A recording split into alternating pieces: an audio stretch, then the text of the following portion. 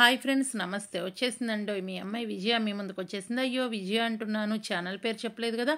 అదేనండి, విజయ multi cuisine మీ ముందుకు వచ్చేసింది. ఈరోజు అయితే వెజ్ రెసిపీతో మీ ముందుకు వచ్చేసాను.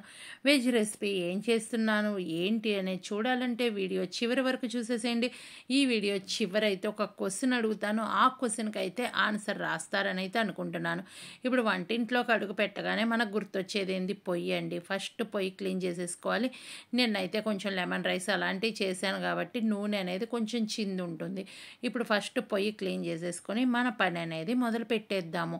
ఇంకా వీడియో చివరి వరకు చూస్తే క్వశ్చన్ అనేది అడుగుతానన్నా కదా, ఆ క్వశ్చన్కి ఎవరైతే ఫస్ట్ రాశారో వాళ్ళదైతే నేను పిన్ చేస్తానండి. కాబట్టి గుర్తుంచుకొని వీడియో అనేది చివరి చూసేసేయండి.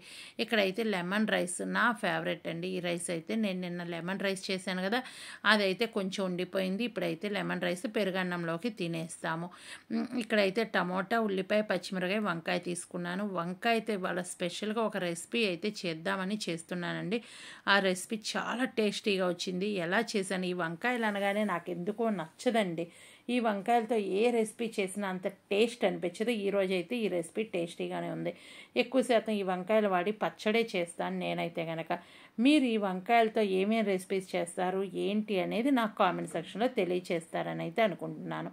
ఇప్పుడైతే నేను కాడలు అనేది చాలా పొడవుగా ఉన్నాయి కాబట్టి ఫస్ట్ అయితే కాడలు కట్ చేసుకుందాము. ఇప్పుడైతే కనుక గిన్నెలో ఉప్పు అనేది వేసాను. ఇక్కడైతే అల్లం చిన్నులపాయలు దంచుకుంటున్నానండి. ఇది కొంచెం వంకాయ మసాలా కర్రీ అని కూడా చెప్పుకోవచ్చు. కాబట్టి నేను ఇంకా బియ్యం అనేది కడిగి పెట్టేశాను. బియ్యం కడిగేసి 2 ఏళ్ల వరకు బియ్యం పెట్టేశానండి. ఈ బియ్యం అనేది నానుతూ ఉంటే ఈలోపు అయితే కూర మనం రెడీ చేసేసుకోవచ్చు. కాడలు అనేది నేను కొంచెం కట్ చేసేస్తాను. చూస్తున్నారు కదా, ఈ విధంగా కాడలు కట్ చేస్తా. అదే ఫ్రెష్ అయితే కాడలతో పాటు వేసేసుకొని, ఇవి ఫ్రెష్ కాదు కొంచెం వడబడిపోయినాయి కాబట్టి కాడలు కట్ చేశాను.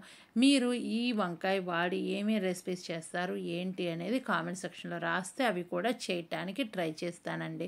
ఇప్పుడు వంకాయలు ఈ విధంగా కట్ చేసుకున్న తర్వాత పుచ్చులు ఉన్నాయా లేదా అనేది చెక్ చేసేసుకొని చక్కగా ఆయిల్ అనేది పక్కన వేడి చేసుకోవాలి. ఆయిల్ వేడైపోయిన తర్వాత మనం ఏంటి అంటే కనుక ఆయిల్లో ఫస్ట్ వంకాయలు అనేది ఫ్రై చేసేసుకోవాలి. నాకేంటంటే పైనుంచి కొంచెం పుచ్చు కనిపించిందంటే దాన్ని అయితే ముందే తీసేస్తానండి. నాకెందుకో చిన్న పుచ్చు కనిపిస్తే అది కట్ చేసి కూడా చూడాలి అని అయితే అనిపించదు.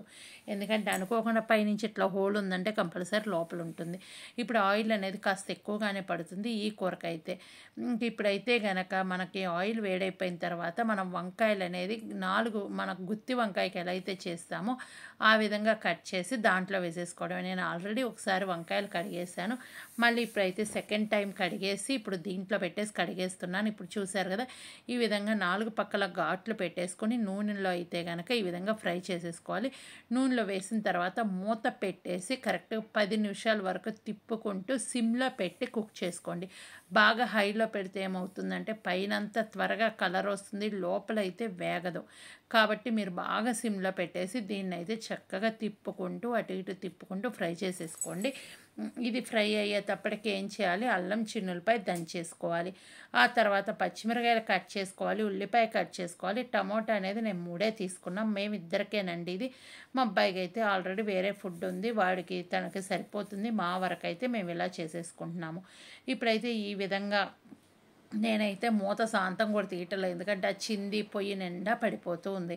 ఇప్పుడు ఇవి చక్కగా వేగిపోయినాయి, లోపల దాకా ఉడికినాయి. సిమ్లో పెట్టేసి కుక్ చేసుకున్నాం కాబట్టి ఇప్పుడు ఇదైతే కనుక ఒక ప్లేట్లో పెట్టేసుకోవాలి. ఈ ప్లేట్లో పెట్టిన తర్వాత దీంట్లో కొన్ని పోపు గింజలు వేయాలి.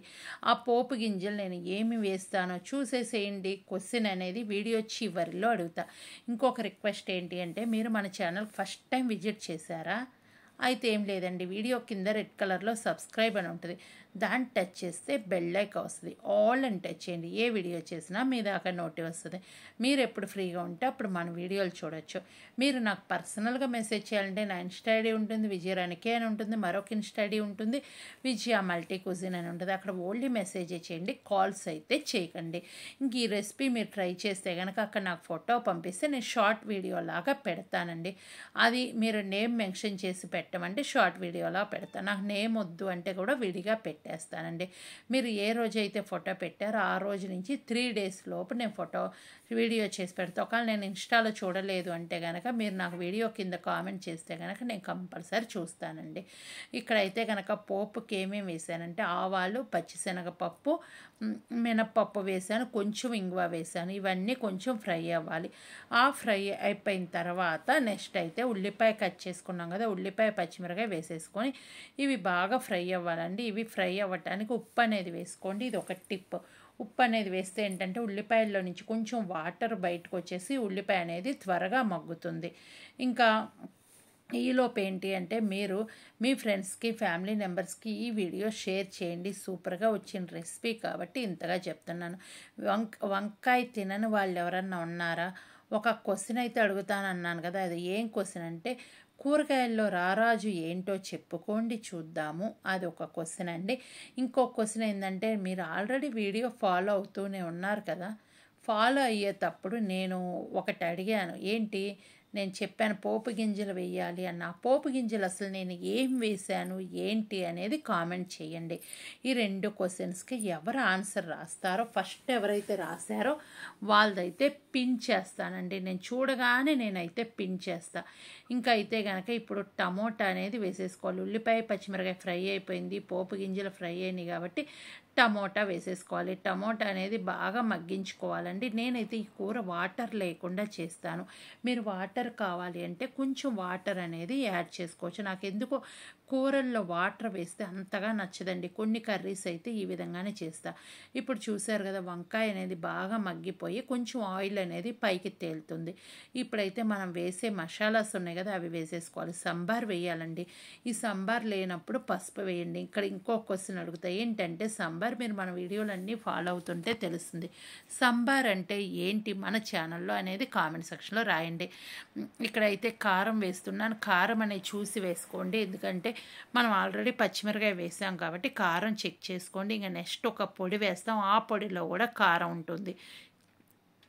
ఇప్పుడు చూస్తున్నారు కదా, ఇది మసాలా పొడి. మసాలా పొడి ఏంటి అంటే పచ్చిశనగపప్పు, మినప్పప్పు, కొబ్బరి, గసగసాలు, దాచిన చెక్క, లవంగాయలు ఇవన్నీ కలిపి దోరగా వేయించుకొని కొట్టుకున్న పొడి వేసానండి. ఇప్పుడైతే ఇదంతా వేసి కొంచెం కుక్ చేసుకోవాలి. ఆ తర్వాత మనం వంకాయలు ఉన్నాయి కదా, అది కూడా వేసేసి ఒక 10 మినిట్స్ అలా పొయ్యి సిమ్లో పెట్టేసి ఆ వంకాయకి ఆ మసాలా, ఉప్పు, కారం మొత్తం పట్టేలాగా చూసుకోండి. ఇక్కడైతే నాకు ఉప్పు కొంచెం తగ్గింది కాబట్టి ఉప్పు కూడా వేసాను. మధ్యలో ఒకసారి చెక్ చేసుకోండి, ఉప్పు తగ్గితే కనుక ఉప్పు వేసేసుకోండి. ఇప్పుడు ఇవి వేసిన తర్వాత వంకాయలన్నీ వేసిన తర్వాత కొంచెం చిన్నగా తిప్పండి, ఎందుకంటే చిరిగిపోకుండా ఉంటుంది. ఈ విధంగా తిప్పుకున్న తర్వాత ఒక 10 మినిట్స్ బాగా సిమ్లో పొయ్యి మీద పెట్టేసి కుక్ చేసుకుంటే రెడీ అయిపోయింది. ఎమ్మి టేస్టీగా ఉండే వంకాయ కూర అండి, వంకాయ టమాటా కర్రీ. ఈ వీడియో మీకు నచ్చితే లైక్, షేర్, కామెంట్ చేసేసేయండి. మీరు ఎవరైనా సరే ట్రై చేసి ఉంటే నాకు కంపల్సరీ మీ ఫీడ్బ్యాక్ నా కామెంట్ రూపంలో తెలియచేస్తారని అయితే అనుకుంటున్నా. ఇది రైస్లోకి, చపాతీలో బాగుంటుంది. ఇప్పుడైతే ఆయిల్ అనేది పైకి వచ్చేసింది. ఇప్పుడైతే పొయ్యి కట్టేసుకొని హ్యాపీగా సర్వ్ చేసుకోవడం. ఇది వేడి వేడి అన్నంలోకి పెట్టుకుని తినండి. కొంచెం నెయ్యి చుక్కేసుకొని సూపర్ టేస్ట్ అయితే ఉంటుంది. చపాతీలోకి బాగుంటుందండి. మీరు కావాలి అంటే ఇంకొంచెం లిక్విడ్గా అంటే వాటర్ యాడ్ చేసి కుక్ చేసుకోవచ్చు.